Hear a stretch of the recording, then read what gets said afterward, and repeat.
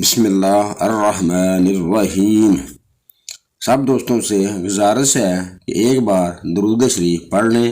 Channel میں آنے والے سب دوستوں کو خوش آمدید۔ چینل کو سبسکرائب لازمی کر لیں۔ ایک عورت جس کا نام خدیجہ تھا، وہ اپنے شوہر اور بیٹے کے ساتھ رہتی تھی۔ خدیجہ کے شوہر کا نام الطاف اور بیٹے کا نام ماجد تھا۔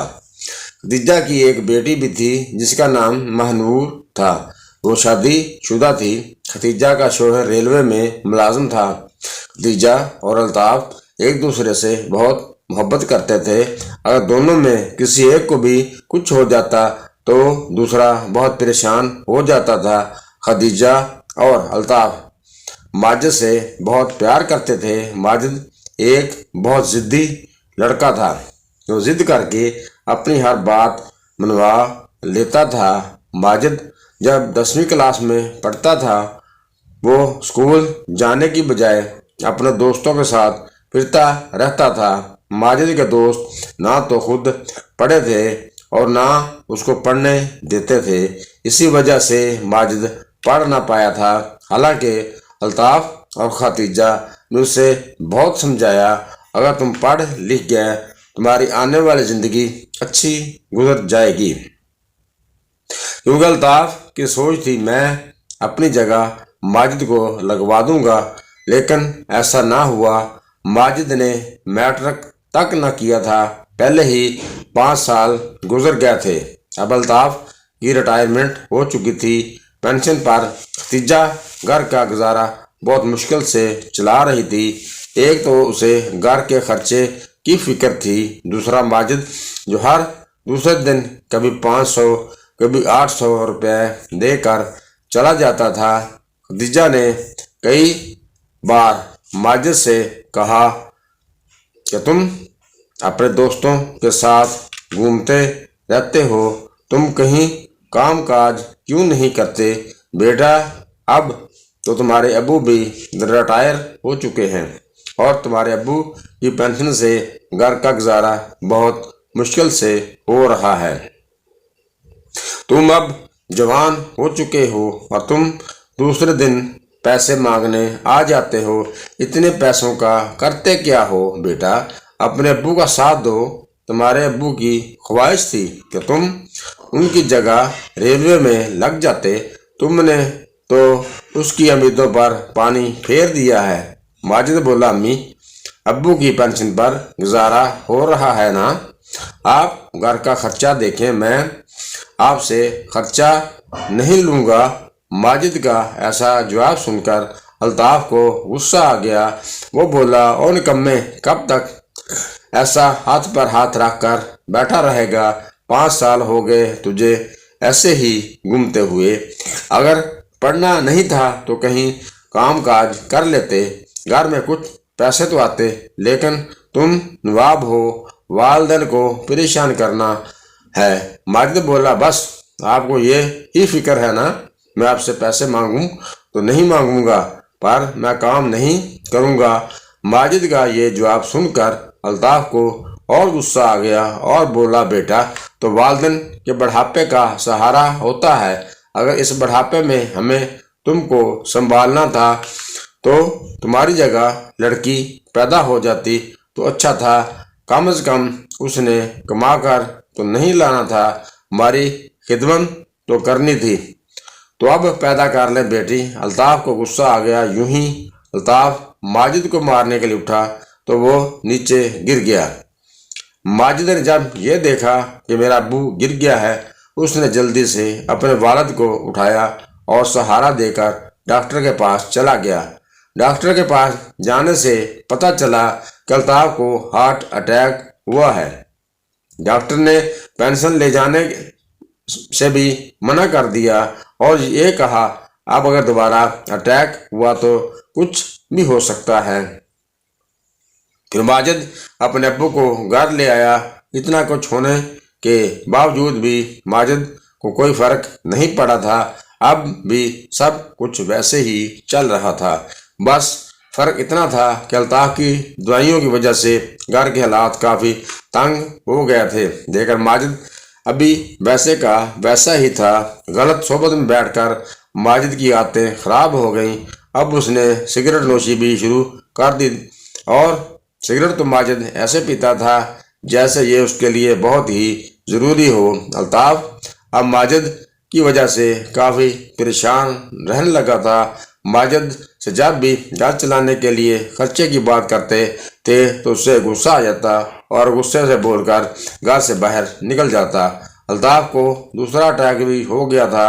دوسرے اٹیک کو الطاف برداشت نہ کر سکا اور خلق حقیقی سے جا ملا۔ خدیجہ بہت روئی کیونکہ وہ الطاف سے بہت پیار کرتی تھی۔ الطاف کے جانے کے بعد خدیجہ کے گھر کے حالات بہت خراب ہو گئے تھے۔ بھوک کاٹ کر خدیجہ نے جو پیسے جمع کیے تھے، گھر کا گزارا ان پر چل رہا تھا۔ دوسری طرف ماجد نے ایک لڑکی کے ساتھ سیٹنگ کر لی تھی۔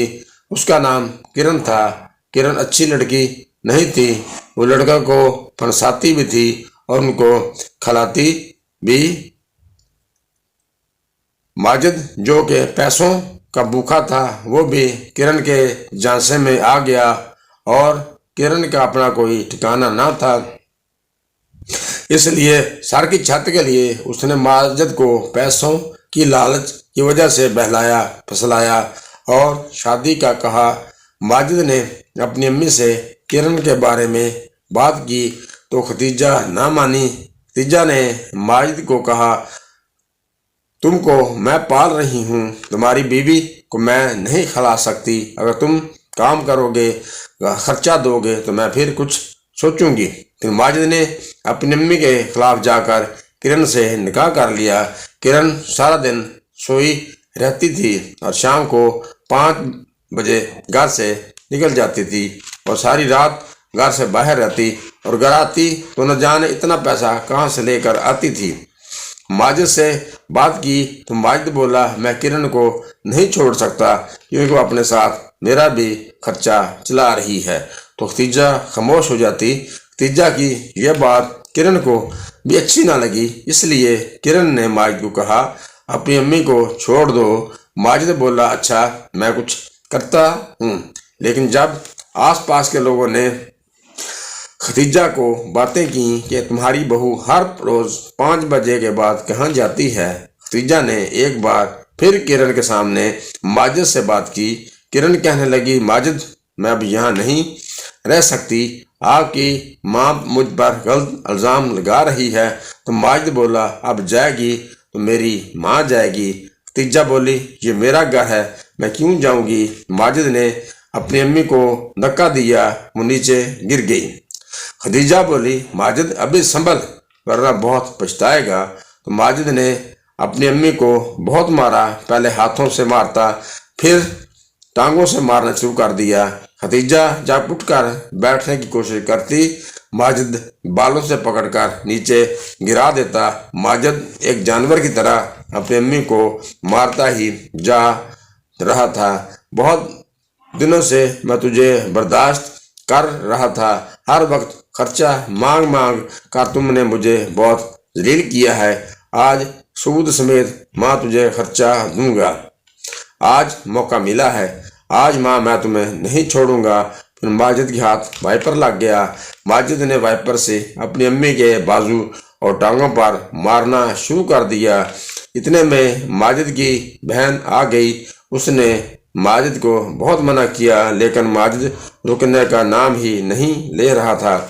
پھر مانور نے پولیس کو فون کر دیا۔ پولیس آ گئی اور خدیجہ سے پوچھا، بیٹے نے آپ کو کیوں مارا ہے؟ ماں نے کہا، میں ہمیشہ اسے کام کرنے اور خرچہ دینا کا کہتی تھی، میں نے تو اسے بہت لاڈ اور پیار سے پالا تھا، اس کی ہر بات مانی تھی، اس کی ہر ضد کو بھی پورا کیا تھا، لیکن جب اس بڑھاپے میں اس کی ضرورت ہے اس نے مجھے سنبھالنے کی بجائے مجھے مارنا شروع کر دیا۔ پھر پولیس نے ماجد کے منہ پر 2 تھپڑ جڑ دیے، ذرا جیل کی 4 دیواری میں رہے گا تب تجھے ماں کی قدر ہوگی۔ ارے اور جاہل انسان، ماں جیسا اس دنیا میں کوئی نہیں، ماں کے قدموں تلے جنت ہے۔ لیکن تو نے اپنی جنت کو اپنے سے دور کر دیا، چل میرے ساتھ۔ اتنی مار کھانے کے بعد بھی ختیجہ نے پولیس سے کہا، نہیں، میرے بیٹے کو کہیں لے کر نہ جائیں، جب اس کے بچے ہوں گے تو وہ بھی اس کے ساتھ ایسا ہی کریں گے۔ پتہ نہیں اس وقت میں زندہ بھی رہوں گی یا نہیں، میں پھر بھی اٹھ بیٹھ کر بات کر رہی ہوں، ہو سکتا ہے یہ اپنے بچوں کا ظلم برداشت نہ کر سکے اور اس دنیا سے ہی چل بسے۔ آپ اس کو کہہ دیں یہ اس گھر میں نہ رہے، اب یہ یہاں مرضی جائے، اپنی بیوی کو لے کر میں اس کا مزید برداشت نہیں کر سکتی۔